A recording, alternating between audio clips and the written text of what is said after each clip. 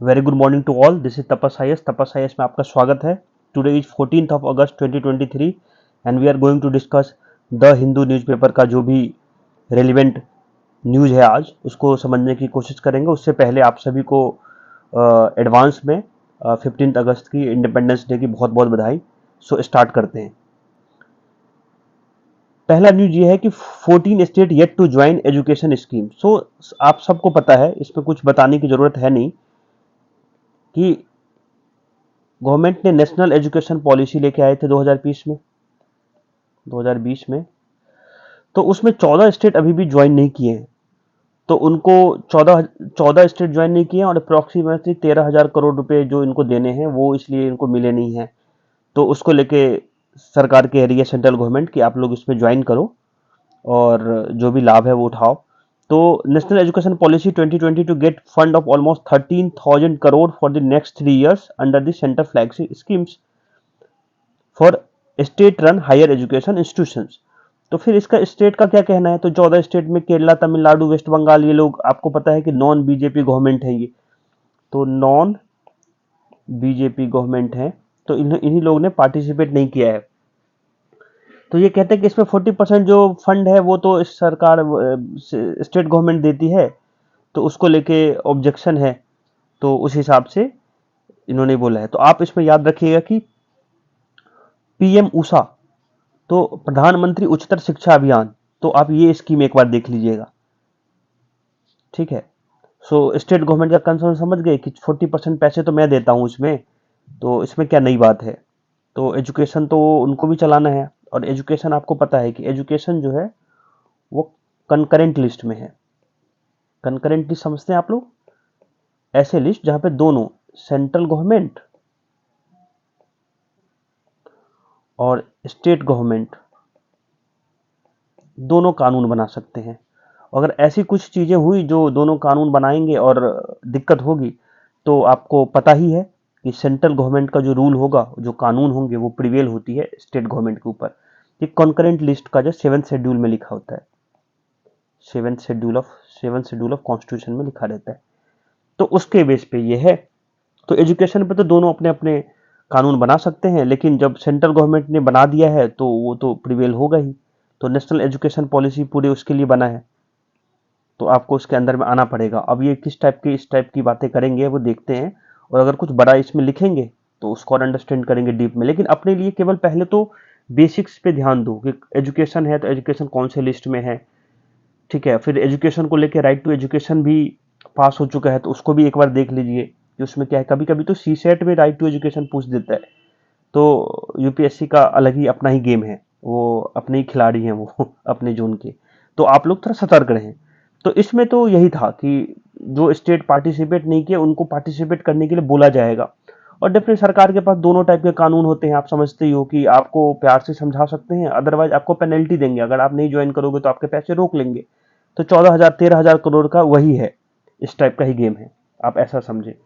तो क्यों ऑब्जेक्शन ले रही है? तो स्टेट गवर्नमेंट का कहना है कि यार 40% जो है वो हम ही देते हैं, फिर हम ही को बनाने दो ना कानून, हम ही को समझ जाने दो किस तरीके से स्टेट का अपना प्रॉब्लम होता है, किस तरीके से एजुकेशन में हमें वेलफेयर ऑफ सोसाइटी के लिए कैसे काम करना है, उसके लिए मुझे करने दो अपने हिसाब से। तो अब इन दोनों का पेंच फंसेगा, देखेंगे क्या होगा। अब वैसे भी BJP versus non BJP government की बात है, थोड़ी पॉलिटिकल भी है, सो हम उसमें जाते नहीं हैं हमेशा, आपको पता है। Manipur official told to quit social media group. अब ये क्या हो गया कि अब सोशल मीडिया में, अब पता ही है, सोशल मीडिया में हर लोग चाहते हैं कि एक्टिव रहें, और उनका अधिकार भी है, रहें, कोई बात नहीं है। पर इससे हो क्या रहा है, उससे हो क्या रहा है कि इससे हो रहा है नुकसान, निगेटिव। अब जो ऑफिसर वर्किंग है, समहाउ कहीं ना कहीं माइक्रो ब्लॉगिंग वेबसाइट पे या फिर फेसबुक पे या कहीं पे एक्टिव है, तो वो बायस ना हो जाए, या फिर वो कुछ इस तरीके से ना लिख जाए कि सोसाइटी में एक अलग अलग टाइप का वो भ्रांति क्रिएट हो, या फिर एक टाइप का न्यूसंस क्रिएट हो, या फिर एक टाइप का, आप क्या कह सकते हो उसको, कि डिस्टर्बेंसेज, एक लॉ एंड ऑर्डर की प्रॉब्लम क्रिएट हो जाए। तो उस बेस पे आप लोग को ये हिदायत दी जाती है कि आप इससे दूर रहें। खासकर मणिपुर को लेके तो काफी एक्टिव है गवर्नमेंट, क्योंकि वहां पे पीस जो रिस्टोर करना है वो बहुत बड़ा एक टाइप का बहुत बड़ा का इशू बन चुका है कि किस तरीके से हम उसको उस अपने ब्यूटीफुल जो स्टेट है उसको वापस उस जगह पे लाके खड़े करें जहां पे वो पहले था। तो इसमें अलग अलग चीजें हैं, जैसे जैसे निकल के आती है वैसे वैसे आपको मैं न्यूज पहुंचाता हूँ। अभी नया न्यूज ये है कि जितने भी ऑफिसर्स हैं वो हैं उनको बोला गया कि आप लोग इसका यूज कम करो, और इवन जरूरत ना पड़े तो ना करो। अगर इस टाइप की चीज अगर आप करते हुए पाए जाते हो, ठीक है, if you are involve in such type of incident where the government has already says that कि ये जो है वो कॉन्ट्रावेंशन है रूल के खिलाफ, रूल 5 और 7 के खिलाफ of in all India service rules 1968 and rule 5, 9, 11 of all the 3 central civil service conduction rule जो होता है 1964 वाला। तो इसके कॉन्ट्रावेंशन में जो भी जाएगा उसके ऊपर डिसिप्लिनरी एक्शन लिया जाएगा। तो अगर आप गवर्नमेंट में हैं तो आप इससे बचें फिलहाल के लिए। तो ये कुछ नया लेके आए थे आज, तो मैंने आपको ये डिस्कस किया। इसमें यही है बस कि सिविल सर्विस कंडक्ट रूल जो है उसको फॉलो करो, और उसमें ऑफ कोर्स कोई ना कोई प्रोविजो में कोई ना कोई सेक्शन में दिखा होगा, तो वो रूल 5 और रूल 7 के अंदर में वो लिखा हुआ है। नेक्स्ट देखते हैं क्या है अपने लिए इंपॉर्टेंट, जो इंपॉर्टेंट रहता है उस चीज को मैं कवर करने के। अब ये मैं हाई कोर्ट वाला आपको पहले ही बताया था कि जो एसिड अटैक है, एसिड अटैक को लेकर दिल्ली हाई कोर्ट में केस था। अब मैं ये न्यूज आपको बार बार बता चुका हूं, फिर भी मैं एक नए बच्चों के लिए बता देता हूं कि अब जो ब्लैंकेट बैन की बात कर रहे हैं ना वो पॉसिबल नहीं है। तो सरकार को ये हिदायत दी गई थी हाई कोर्ट के द्वारा कि भाई इम्प्लीमेंटेशन जो करते हैं, इम्प्लीमेंटेशन जो करते हैं आप सबको पता होगा, एग्जीक्यूटिव पार्ट जो है इम्प्लीमेंटेशन जो कानून का करवाते हैं उनको मैं हिदायत दूंगा, उनको मैं एक स्ट्रिक्ट टाइप का ऑर्डर दूंगा, अंडरस्टैंड कीजिएगा, ऑर्डर दूंगा कि इसका सेल मैन्युफैक्चरिंग और वो जो इलीगल जो लोग ले लेते हैं उसको करते हैं उसको कम किया जाए। रिड्यूस की बातें हो सकती है लेकिन ब्लैंकेट बैन को लेकर जो है वो हाई कोर्ट उनके फेवर में नहीं था। तो as high court refuse total ban on acid sale survivors route से हाफ हार्ट अटेम्प्ट्स। तो सर्वाइवर्स जो इससे इतनी दुखदाई पीड़ा से जो गुजरे हैं वो उनको हाफ हार्टेड बोलते हैं कि ये मेरा आधा ही काम हो गया, हम तो चाह रहे थे कि ब्लैंकेट बैन हो जाए, जो हमारी माँ बहन सेफ हो जाए इस चीज़ों से। तो लेकिन वो हाई कोर्ट जो है वो इनके इस बात से एग्री नहीं किया है, और स्ट्रिक्ट एक्शन देने के लिए जरूर इम्प्लीमेंटेशन के लिए जो भी कानून है, जो भी प्रोविजंस है उसके अंदर में कि इसका मिसयूज कम से कम हो सके, ऐसा कुछ प्रावधान करने की कोशिश किया गया है। तो आप उसको इस तरीके से समझें। तो किसी चीज का जो कंप्लीट बैन है वो आपको सरकार और इवन जो गवर्नमेंट और जो हाई कोर्ट है वो बहुत जल्दी इस ऐसी चीजों पे आती नहीं है। और ये अभी एक तमिलनाडु का भी केस है जहां vegetarian versus non vegetarian road पे एक रोड है, वहां पे कोई मंदिर है, वहां पे वेजिटेरियन और नॉन वेजिटेरियन है, तो नॉन वेजिटेरियंस वाले को बोला है कि हटा दो कंप्लीटली। तो कंप्लीटली जब भी किसी चीज को आप इरेडिकेट करने की कोशिश करते हैं और खत्म करने की कोशिश करते हैं, या तो इसमें तो लाइवलीहुड का सवाल है, जहां जो वहां पे बिजनेस कर रहे हैं उनकी लाइवलीहुड तो आर्टिकल 21 के अंदर आ जाता है। तो इस टाइप की चीजों में ऐसा होता नहीं है, तो इसीलिए तमिलनाडु गवर्नमेंट ने भी मना किया कि नहीं नहीं मैं नहीं कर सकता ऐसा, और ये सामने वाले की लाइवलीहुड की उसकी जिंदगी का सवाल है। तो कंप्लीट वाले में थोड़ा सा ऐसा होता है। और हम भी जब कभी ऑफिसर रहेंगे तो आपको कंप्लीटली नहीं, आपको इस तरीके से सोचना है कि किस तरीके से एक सामने वाले का बिजनेस भी बच जाए और कम से कम हानि पहुंचे दूसरे कम्युनिटी को। तो ये है इसके ऊपर एक अलग न्यूज को मैं एक एनालॉगस न्यूज को भी देके आपको बता दिया। नेक्स्ट देखते हैं क्या है। अब ये एनसीपी वाले ये सब नहीं पढ़ाऊंगा मैं, ये एनसीपी में अब आपको पता है कि शरद पवार वर्सेस अजित पवार चल रहा है। अब वो ये चाचा भतीजा हैं, अब ये गए इससे मिलने के लिए, अब तो फिर लोग बोल रहे हैं कि नहीं ये महाविकास अखाड़ी के छोड़ के चले जाएंगे क्या कांग्रेस और वो जो शिवसेना और एनसीपी है। एनसीपी आप सबको पता होगा, एनसीपी ओरिजिनल और उद्धव ठाकरे ओरिजिनल, शिवसेना उद्धव ठाकरे प्लस जो इंडियन नेशनल कांग्रेस है, ये तीनों की सरकार थी पहले और वो गिर गई, और आपको पता ही है कि शिंदे साहब ने वहां पे अपना वो बनाया। तो अब ये इनसे मिल रहे हैं, पवार साहब जो है वो शरद पवार की पार्टी तोड़ के यहाँ चले गए, सॉरी बीजेपी के साथ चले गए। तो अब ये इन दोनों चाचा भतीजा मिल रहे हैं, तो सबको डर है कि कहीं शरद पवार भी ना चला जाए उसमें। तो शरद पवार कहते हैं कि हम, ये हमारा भतीजा है, कोई वेलविशर है जो हमको दोनों को मिलाने की कोशिश कर रहा है, लेकिन हम जाएंगे नहीं। हम कांग्रेस और उसके साथ ही रहेंगे, उद्धव ठाकरे साहब के साथ ही रहेंगे। तो ये इतना कोई बड़ा न्यूज नहीं है, पेपर क्यों छापते हैं पता नहीं, क्योंकि छोटी छोटी चीज छाप देते हैं, तो अपने लिए रेलिवेंट नहीं है। अपने लिए भाई एंटी डिफेक्शन है अपने लिए, कि एंटी डिफेक्शन कानून क्या है, जिसको अपन दल बदल कानून बोलते हैं, दल बदल कानून। तो ये अपने लिए इंपॉर्टेंट है, ये अपन समझ लेंगे। इलेक्शन कमीशन जो है कैसे सिंबल देता है किसी पार्टी को, what is the criteria for giving the symbol to particular party. If two parties are coming in same, quoting the same symbols, like in JDU के समय में भी हो रहा था और अभी इनके एनसीपी के साथ हो रहा है, कि ये कह रहे हैं कि जो ये सिंबल है एनसीपी का वो मेरा हो जाएगा। ऐसे उद्धव ठाकरे वर्सेस शिंदे के ग्रुप में हुआ भी था कि जो हो गया वो किसका जाएगा, पार्टी का सिंबल किसको जाएगा। एंड में जो फैसला इलेक्शन कमीशन ने दिया वो उसके फेवर में था, शिंदे साहब के फेवर में। तो ये हमारे लिए इंपॉर्टेंट है, हमें न्यूज पढ़ना आना चाहिए, लोग क्या पढ़ा रहे हैं उससे मतलब नहीं है। आप ये पढ़ो कि हमारे लिए क्या इंपॉर्टेंट है। तो शरद पवार की पार्टी से हम ये सीखने को मिलेगा कि एंटी डिफेक्शन पे क्या है, कौन से कानून है, कौन से केस लॉज हैं, कौन से आर्टिकल के अंदर में है, कौन से अमेंडमेंट से आया हुआ है।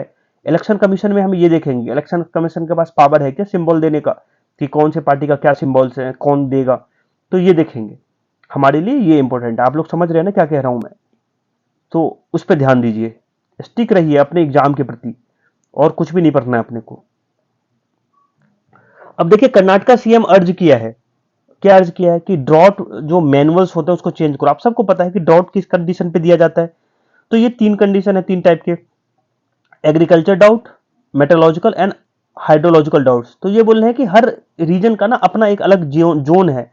हर रीजन जैसे कर्नाटका का, और मराठवाड़ा में आप देखेंगे, विदर्भा का, महाराष्ट्र में देखेंगे, ऐसे अलग अलग उसमें देखेंगे। अगर आप गुजरात में देखेंगे तो गुजरात के एरिया का।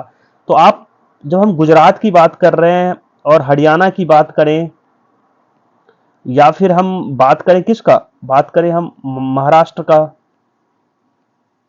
या फिर हम बात करें कर्नाटका का, तो हर स्टेट का अपना एक, हर रीजन का एक अपना पैटर्न है वेदर का, या क्लाइमेटिक जोन उसको ज्यादा अच्छे से बोलें तो क्लाइमेटिक जोन। तो उसके बेस पे जो ड्राउट है वो उसको उस तरीके से देखना चाहिए कि ड्राउट के कंडीशन उस फैक्टर को कंसीडर करना चाहिए, और वहां की वाटर अवेलेबिलिटी क्या है, इकोलॉजिकल फैक्टर क्या है रीजन का। तो हर रीजन का वो चेक करो, और उस हिसाब से एक वन फिट अप्रोच जो बोलते हैं ना, वो मत रखो कि हर जगह पे सेम आप अप्रोच होना चाहिए, वो अप्रोच काम नहीं करता है। तो इस टाइप का कुछ सुझाव दे रहे हैं सिद्धारमैया साहब, कर्नाटका के चीफ मिनिस्टर हैं। तो अपने लिए ये इंपॉर्टेंट था, तो आप आंसर राइटिंग में कहीं भी इनरीच कर सकते हैं इसको। नेक्स्ट देखते हैं। यस, पहले ये देख लेते हैं क्रिमिनल। अब ये क्रिमिनल लॉ अमेंड हुआ है तो डेली पेपर इसको छापेंगे, हम उसको तवज्जो नहीं देंगे, क्योंकि हमारे लिए केवल ये देखना है कि आईपीसी, सीआरपीसी और evidence act, Indian evidence act, इन तीनों का नाम चेंज हुआ है। और बहुत सारे कानून जो थे जो आउटडेटेड थे, ठीक है, आप समझिएगा, उसको रिपील करना उसको जरूरी था, तो रिपील किया होगा।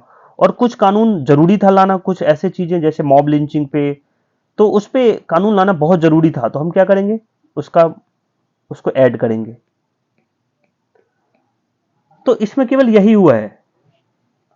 तो आईपीसी का नाम चेंज कर दिया, सीआरपीसी का नाम चेंज कर, अब नाम को लेकर दिक्कत है भाई, हिंदी में क्यों रखा है ना। तो वो बार बार राइटर छापेंगे, ये देखो ना आप, उसमें कि हिंदी में क्यों नाम रखा उसको लेके, ये देखिए, ठीक है, कि हिंदी नेम क्यों है, इंग्लिश नाम से काम बन सकता था, और कि उसके पीछे कर दो राइटर, इस पे दोनों साइड से बहस होगी, हिंदी इंग्लिश रखना क्या जरूरी था।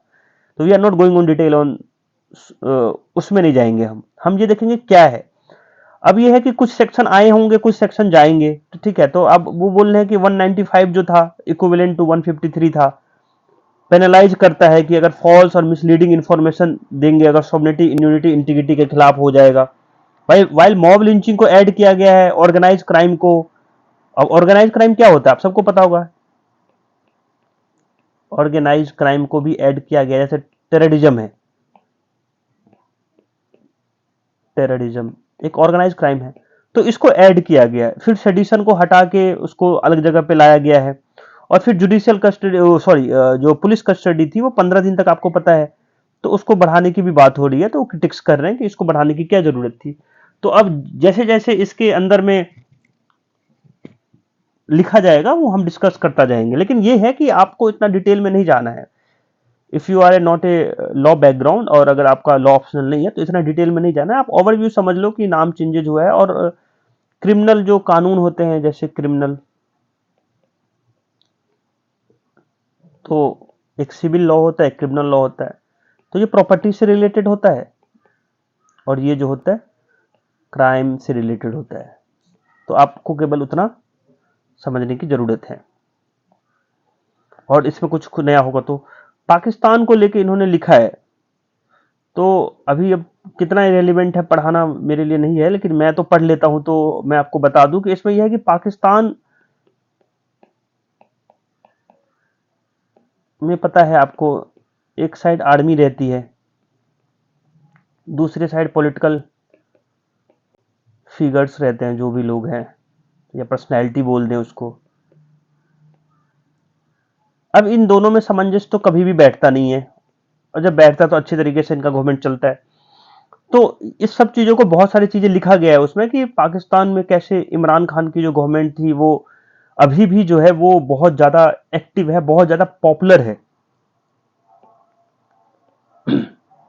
इमरान खान की जो पीटीआई है शायद इनका, तो इनका जो है, इनकी जो पार्टी है वो अभी भी पॉपुलर है। और पार्टी नहीं पॉपुलर है, इमरान खान जो है वो खुद पॉपुलर है।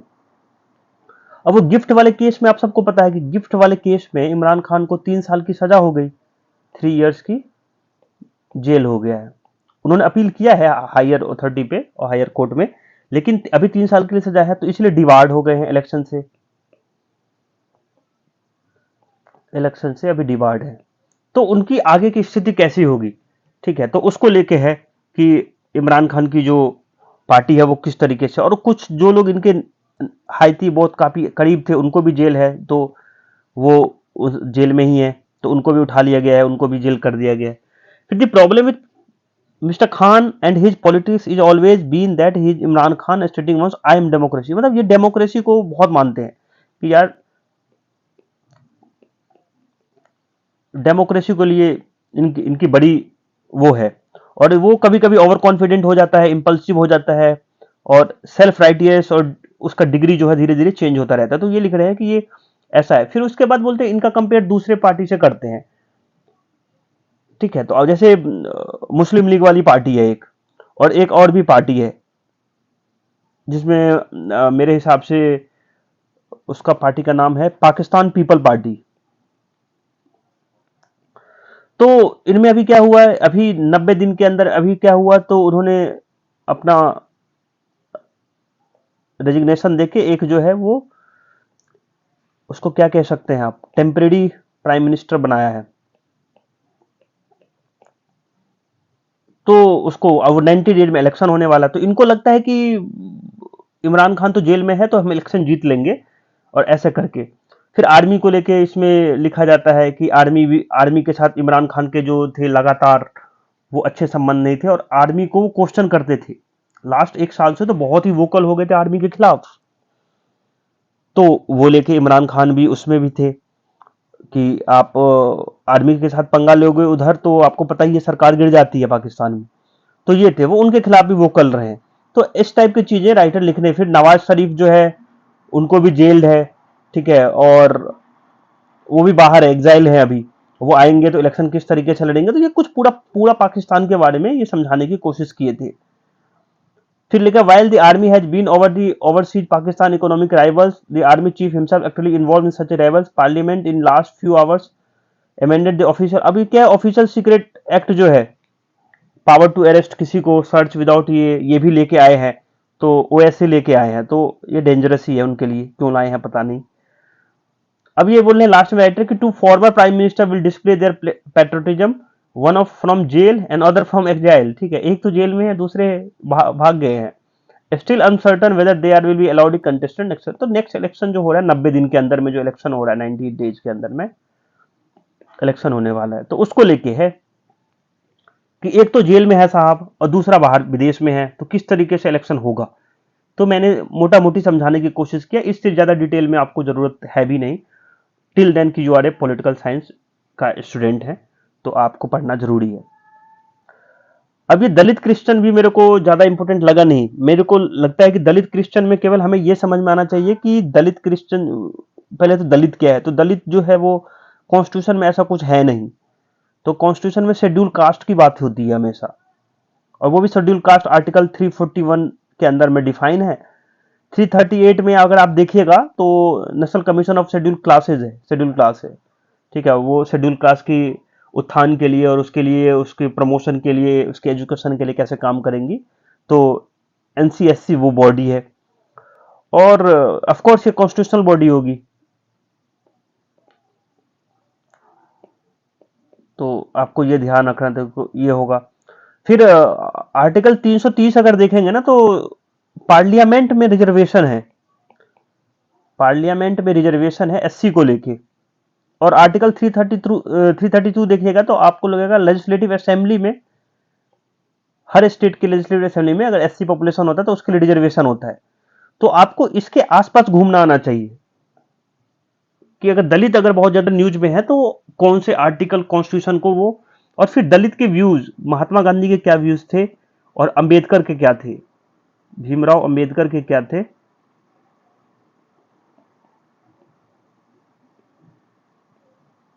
Ambedkar versus Gandhi, modern history में आप ये देखिए कि ये अनटचेबिलिटी को लेके इनके किस क्या सोच थी,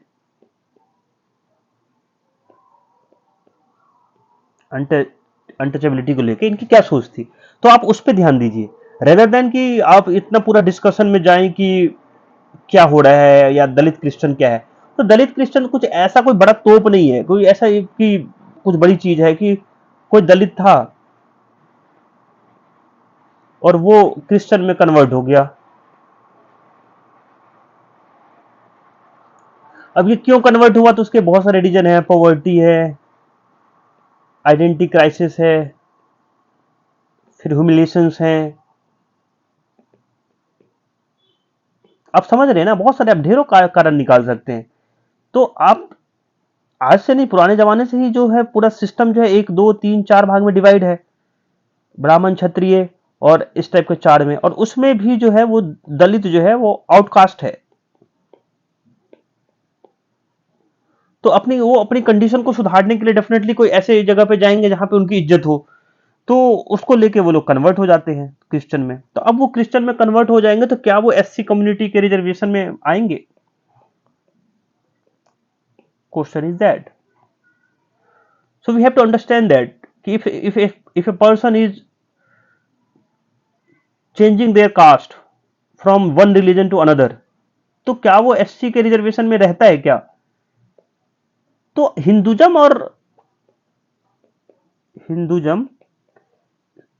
सिख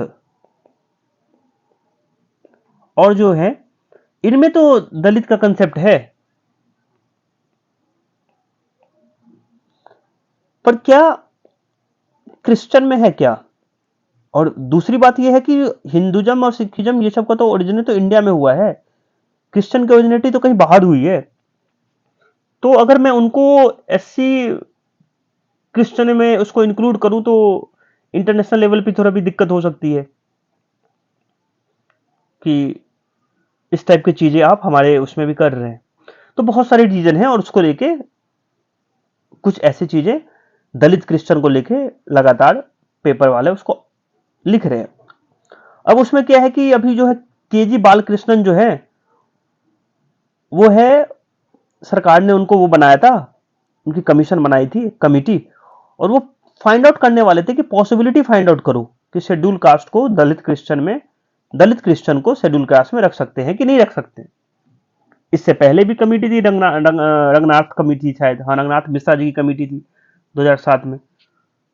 उन्होंने कहा था कि who converted the Christianity to avail the reservation benefit under SC quota, उसको रखना चाहिए। तो उसको लेके पूरा डिबेट चल रहा है। तो हमारा कंसर्न ये है कि जब भी हम पढ़ें तो हम पहले तो ये पढ़ें, पॉलिटिकल एस्पेक्ट पढ़ें, फिर उसका हिस्टोरिकल एस्पेक्ट देखें कि क्या है, फिर क्या अनटचेबिलिटी पे गांधी की क्या सोच थी और अम्बेडकर की क्या सोच थी। ये आपके मॉडर्न इंडिया का बहुत ही इंटरेस्टिंग सब्जेक्ट है, सॉरी टॉपिक जो है वो आपको इसमें मिलेगा कि कैसे भीमराव अंबेडकर का अनटचेबिलिटी अलग था और गांधी का अलग था। तो आप उसको देखें। फिर रिलीजन से देखा गया है कि हिंदुज्म, सिखिज्म और बाकी रिलीजन में ये तो होते हैं, लेकिन क्रिश्चियन में होते हैं क्या। तो यही सब लिखा है। और इसके अलावा कुछ अगर ऐसा कुछ, फिर एक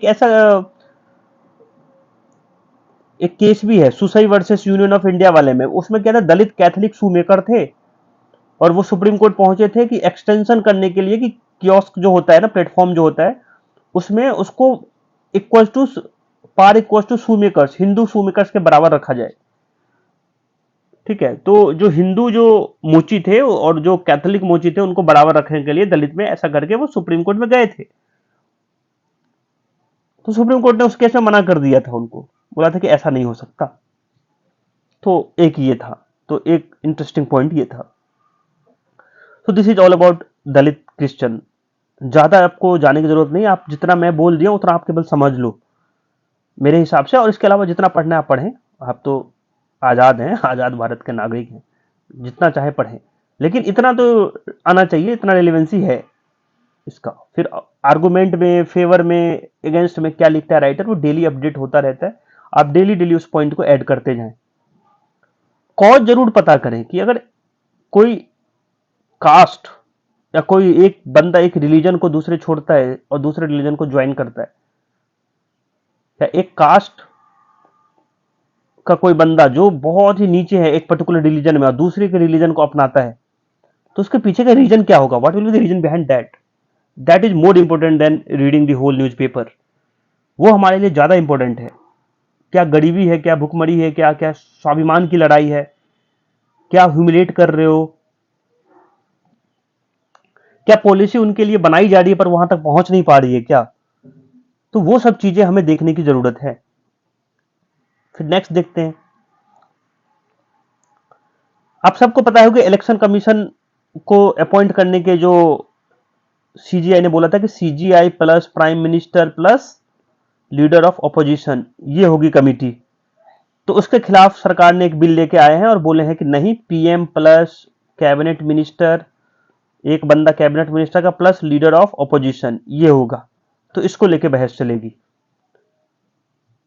अगर ये दो बंदे एक ही पार्टी से हो गए तो इलेक्शन कमीशन जो होगा वो एक टाइप का, उसकी जो अथॉरिटी होगी, उसकी जो फेयरनेस और उसका जो काम है कि फेयर और इम्पार्शियल जो इलेक्शन कराना, जो उसकी ड्यूटी है, फंक्शंस हैं, तो वो डैमेज हो सकता है। क्योंकि एग्जाम्पल के लिए उन्होंने लिख रखा है कि 2019 में भी जनरल इलेक्शन को एक महीने के लिए डिले कर दिया गया था और उसके बाद फिर model of code of conduct को अच्छे से लागू नहीं किया गया था। और वीडीएम इंस्टीट्यूट जो स्वीडन का है, उसने भी इंडिया का जो डाउनग्रेड कर दिया है, इलेक्टोरल ऑटोक्रेसी में कन्वर्ट कर दिया है, तो डेमोक्रेसी वर्ल्ड वाइड में जो रिपोर्ट बनाते हैं। तो ये बहुत सारे रीजन दिए हैं कि ऐसा नहीं होना चाहिए। जो कमेटी होनी चाहिए वो सीजीआई उसमें होना चाहिए, लेकिन अभी मोदी गवर्नमेंट साहब ने उसको एग्री नहीं किए हैं उस पर और कहे कि नहीं, उसमें पीएम प्लस और ये होनी चाहिए। और उसमें ऐसा नहीं है कि कोई अपने मन से कर दिया। सुप्रीम कोर्ट के फैसले भी यही है कि जब तक पार्लियामेंट कानून नहीं बनाता तब तक ऐसा ये वैलिड है, CGI plus PM plus leader of opposition. बस कानून बना लेगा तो फिर वो क्या वैलिड है कि नहीं है वो देखने वाली बात है। तो सरकार कानून बनाने आ गई, बोले चलो कानून बना देते हैं, और कानून ऐसा बनाते हैं जिसमें सीजीआई नहीं रहे, पीएम होंगे और कैबिनेट का कोई एक मिनिस्टर होगा और लीडर ऑफ ऑपोजिशन होगा। तो ये आपके लिए बहुत इंपॉर्टेंट है। फिर ईसीआई बोलते हैं कि ईसीआई एक कॉन्स्टिट्यूशनल बॉडी है, ऑफ कोर्स सबको पता है आर्टिकल 324 के अंदर में, and not only conduct election but also render a quasi judicial role भी होता है। अभी हम क्वासी जुडिशियल रोल कैसे समझाए थे आपको कि कभी कभी तो ऐसा होता ना कि कौन सा पार्टी का सिंबल कौन सा होगा, तो वो तो जुडिशियल रोल ही तो हो गया, फंक्शन ही तो कर रहे हैं। The need of selection process that embodied installation executive, तो एग्जीक्यूटिव से थोड़ा सा अलग होनी चाहिए इस टाइप का। फिर उसके बाद इलेक्शन कमीशन को लेके आप सबको पता है दो कमिटी थी, दिनेश गोस्वामी कमेटी, आप इसको याद कर ले, आंसर राइटिंग में बहुत इंपॉर्टेंट होगा, पीटी में भी पूछ सकते हैं। और दूसरा तारकोंडे कमेटी, तो आप ये दोनों कमेटी इलेक्शन कमीशन से रिलेटेड हैं। So this is about election commission. अब ये हाई कोर्ट वाला जो है, हरियाणा हाई कोर्ट और पंजाब हाई कोर्ट जो है तो कॉमन है, वो सुमोटो केस ले लिए थे कि बुलडोजर से किसी का घर कैसे गिराओगे, नूह वाले जो राइट्स हुए थे उसको लेके। तो उस पे पेपर डेली छापेगा, उसको मैं डिस्कस नहीं करूंगा। बस इसमें एक चीज है कि रूल ऑफ लॉ और वर्सेस रूल बाय लॉ है, तो मैं वो समझा देता हूं कि रूल ऑफ लॉ क्या होता है। एक बेसिक फीचर है, कॉन्स्टिट्यूशन में लिखा हुआ है, rule by law is antithesis of all that is represented by rule of law. The rule of law is governed। अब जो रूल ऑफ लॉ है वो क्या है, गवर्नमेंट रन बाय लॉ, कोई कानून है, अब कानून से चलने वाली, कानून के दायरे में चलने वाली सरकार, इक्वालिटी होती है वहां पे, इक्वल ट्रीटमेंट किया जाएगा सबके साथ। अगर कोई इंसान एक अगर अगर अंबानी जी कोई गलती करेंगे और एक नॉर्मल सुमित गलती करेगा, तो दोनों का ऑफेंस सेम है तो सजा सेम होगी। तो एक टाइप का एक लॉ का जो है वो प्रेजेंस है, वो बड़े लेवल पे है, डेप्थ में है, ये किसी के साथ भेद नहीं करेगा, तो that is rule of law. तो rule of law is the government run by law, कानून से चलने वाली सरकार, नॉट मैन। अगर यही चीज अगर मैन से चलने लगे तो फिर नाजी बन जाओगे भाई, एक ही बंदा चलाएगा उसको, हिटलर चलाएंगे। तो ऐसा नहीं है। The root of idea of rule of law can be seen in article 39 of Magna Carta, जो है उनका यूएसए का, उससे अब लिखा है, उसमें लिखा है no free man shall be taken और imprison or deceased or exiled or in any way destroyed, nor will we go to upon him nor send upon him except by lawful judgment of his peer by the law of the land। Law of the land जो है वो prevail करेगा, rule of law ये कहता है, Magna carta भी यही कहता है। फिर देखते हैं, rule of law is when the law is used, rule by law is when the law is used as a instrument of oppression suppression so and so आप समझे कि रूल बाय लॉ है तो वो आपको सप्रेस करने के लिए, ऑपरेस करने के लिए काम आता है। The administrative act of demolishing dwelling and building without issue notice and hearing the affected to further selective social control necessary warranty, अब इसको कंपेयर करेगा वो उससे। आपने जो है वो रूल ऑफ लॉ के अंदर किया कि रूल बाय लॉ के अंदर आपने बिना नोटिस दिए हुए, बिना उसको कि आपका मैं घर गिराने वाला हूं, सोसाइटी आसपास के जो उसको लोगों को डैमेज हुआ होगा, वो आपने किस टाइप का ट्रीटमेंट किया है, आपको वो देखने की जरूरत है। तो क्या जो है establish procedure establish by the law, procedure established by law, इसको फॉलो किया गया। और what does it mean, procedure article 21 के अंदर में लिखा है ये।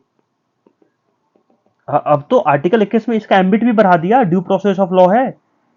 तो आर्टिकल 21 कहता है कि प्रोसीजर एस्टैब्लिश बाय लॉ, कानून जो बना हुआ है उसमें जो प्रोसीजर है, क्या तुमने उस प्रोसीजर को फॉलो किया, किसी के घर गिराने से पहले, डेमोलिश करने से पहले क्या उसको नोटिस सर्व हुआ, नोटिस सर्व हुआ तो क्या उसको ट्रायल पे हुआ, उसको सुना गया।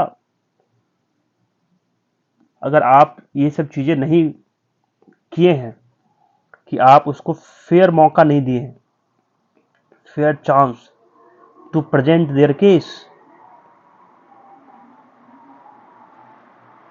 इन फ्रंट ऑफ कोर्ट,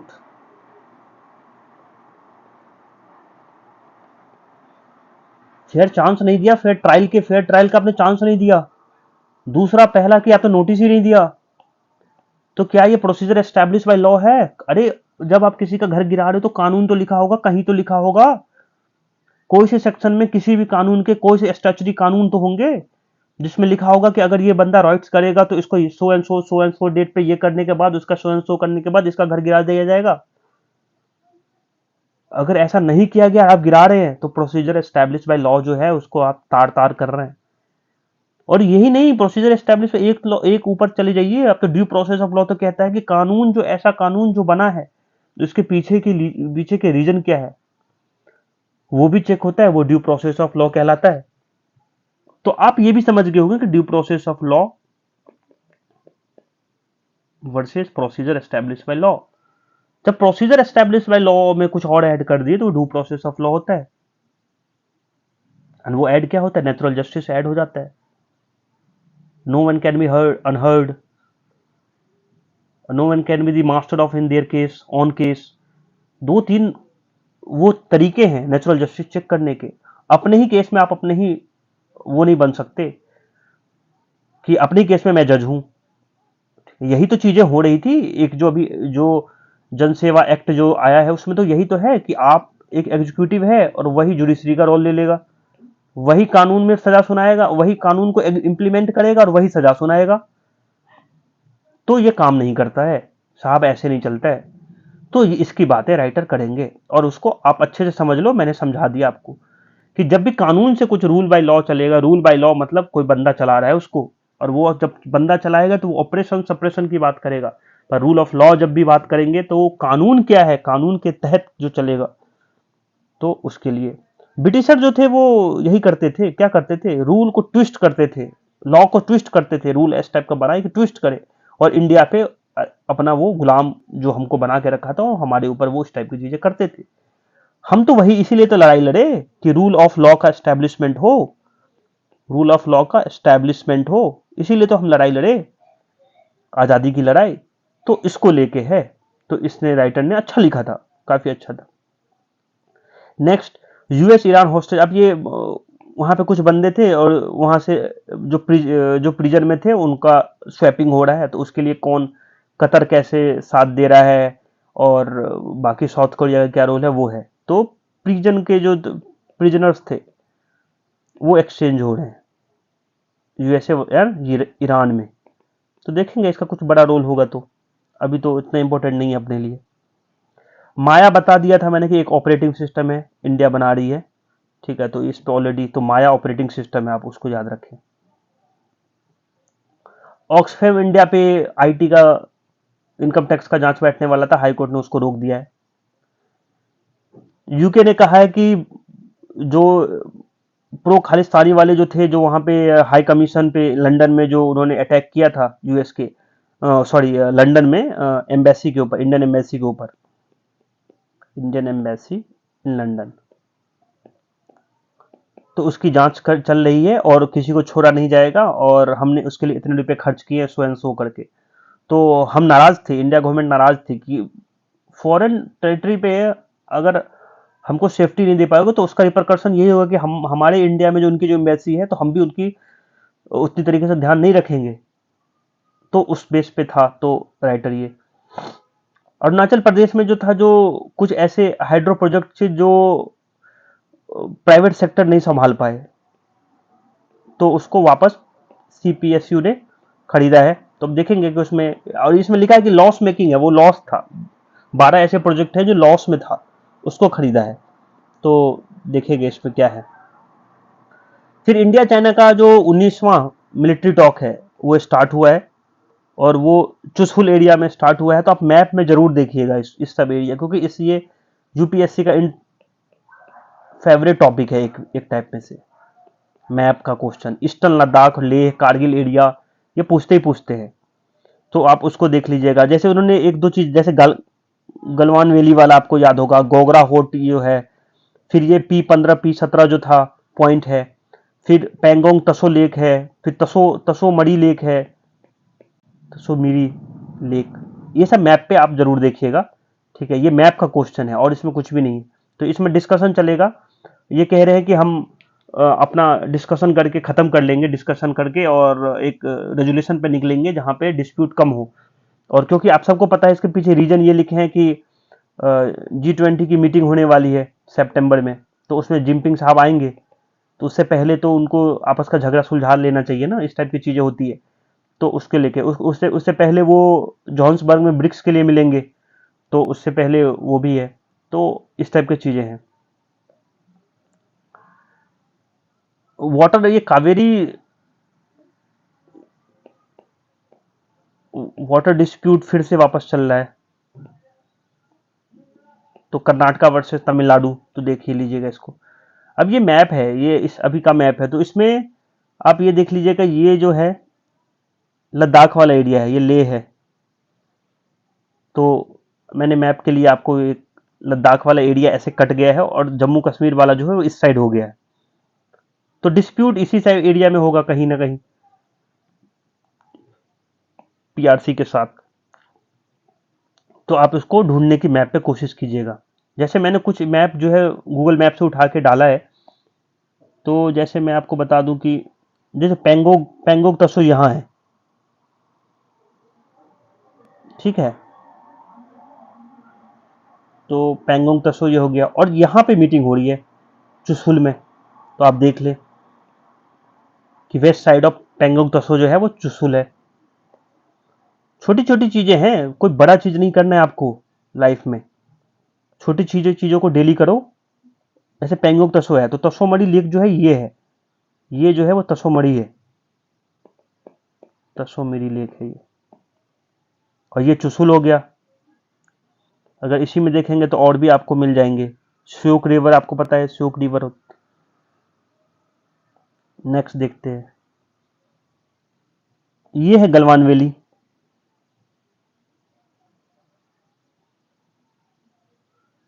और आपको पता होगा ये गलवान वैली अगर ये है, तो आप ये देखिए इधर से, ये जो है पेंगोंग है, और ये है तसोमढ़ी। तो इस टाइप की चीज़ों को आपको दिमाग में मैप आना चाहिए, बस मैप के लिए मैं ये आपको प्रैक्टिस के लिए दिखाया हूँ।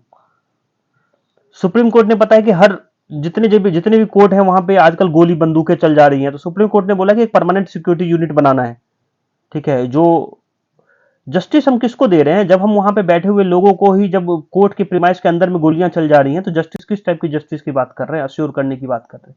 पहले कोर्ट को ही सुरक्षित रख लें, तो परमानेंट सिक्योरिटी यूनिट बनाओ। तो इस टाइप की बातें सुप्रीम कोर्ट ने प्रपोज किया है। ये नॉन वेजिटेरियन वाला मैंने आपको बता दिया कि पॉसिबल नहीं है कि हाईवे के आसपास जो भी मंदिर है उसके आसपास सारी चीज वेजिटेरियन हो जाए, लाइवलीहुड का सवाल है।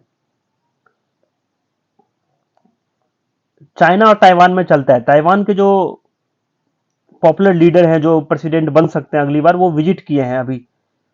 तो हैप्पी टू अराइव लिखे थे इन्होंने, great airport by representation of ये सॉरी डेमोक्रेसी अपॉर्चुनिटी, और जो आइकॉन ऑफ लिबर्टी है वहां पे मैं पहुंचा हूं, मतलब दैट मीन्स यूएसए पहुंचा हूं। तो ताइवान को आप पता ही है, ताइवान को चाइना क्लेम करता है कि ये हमारा है, और एक दिन हम ले लेंगे इसका। तो ठीक है, ये अपना क्लेम कर रहे हैं, लेकिन ये इनके जो ये वाले लीडर हैं, विलियम लाई ये कह रहे हैं कि भाई, ये तो जो अभी के जो प्रेसिडेंट है ना, उनसे भी थोड़ा वोकल हैं। वो बोलते हैं कि चाइना तो ताइवान तो उनका पार्टी नहीं है, कभी नहीं था, ऐसा करके तो काफी वोकल है। तो वो चाइना के लिए थोड़ा सा डिस्टर्बिंग है। तो ताइवान के ऊपर नजर बना के रखेंगे अपन। और ताइवान को हमेशा से यूएसए का सपोर्ट रहता है, आप सबको पता है। तो this is all about today paper. और यस, एक क्वेश्चन होगा मेरे हिसाब से।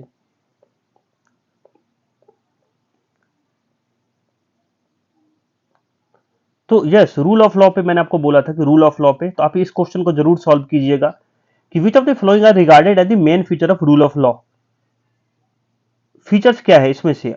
लिमिटेशन ऑफ पावर, क्या ये सही है कि फीचर है? Equality before law, people responsibility to the government, ये तो थोड़ा डाउटफुल लग रहा है। और लिबर्टी एंड सिविल राइट्स, तो ये हो सकता है। तो आप इसका आंसर दीजिएगा।